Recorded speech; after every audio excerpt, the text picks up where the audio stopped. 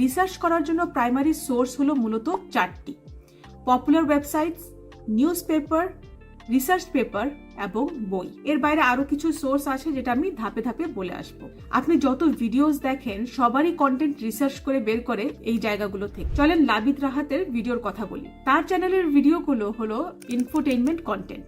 এই কন্টেন্টে কি আছে? এখানে লাবিদ রাহাত পুরো ভিডিওতে পৃথিবীর বুকে শাসন করে আসা কলোনাইজারদের বিভিন্ন ঘটনা ব্যাখ্যা করে আসে। এখন এই ভিডিওতে একটা কনসেপ্ট ছিল হার্ট অফ সিটি। এখন আপনি যখন এই কনসেপ্টটা নিয়ে ভিডিও বানাচ্ছেন, ধরে নেন আপনি নিজেই এই কনসেপ্টটা জানেন না। এর জন্য আপনার প্রথম সোর্স হবে গুগলে গিয়ে বিভিন্ন সাইট ব্যবহার করে ওই টপিক সম্পর্কে পড়া, যেখান থেকে আপনি সেই টপিক সম্পর্কে ধারণা পাবেন।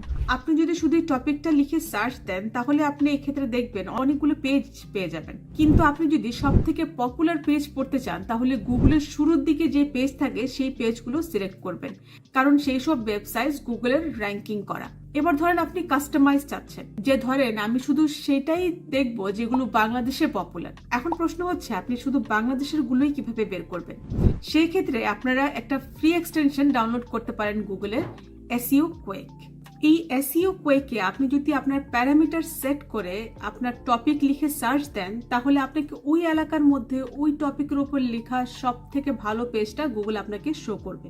আমি আমার ক্ষেত্রে সবসময় সেম টপিকের উপরে অনেকগুলো পেজ একসাথে ট্যাবে ওপেন করে ফেলি, তাহলে আমি পাশাপাশি সবারটা কম্পেয়ার করে কোনটা বেটার আর কোনটা ভালো এক্সাম্পল সেগুলো বের করে নিই। এখন আপনি যদি বাংলা লিখেন সেক্ষেত্রে সবসময় চেষ্টা করবেন নিজের ভাষাকে যত বেশি ভেঙে বোঝানো যায় অ্যানালজি এবং এক্সাম্পলস ব্যবহার করে সেটা করবেন। ধরে নেন আপনি গুগলের সেই ওয়েবসাইটগুলো থেকে পড়ে সেই টপিকটা সম্পর্কে বুঝতেছেন না, তাহলে আপনি যাবেন ইউটিউবে, সেখানে ভিজুয়ালি আপনি সেই টপিকটা দেখবেন।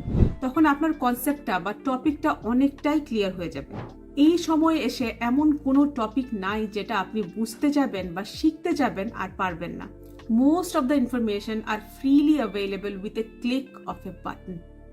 তাই আমি আমার স্টুডেন্টদের বলি যে don't be a passive learner, অর্থাৎ যা সাজেশন থেকে সামনে আসছে সেই ভিডিওটাই দেখে যাচ্ছেন শেখার জন্য, সেটা করবেন না।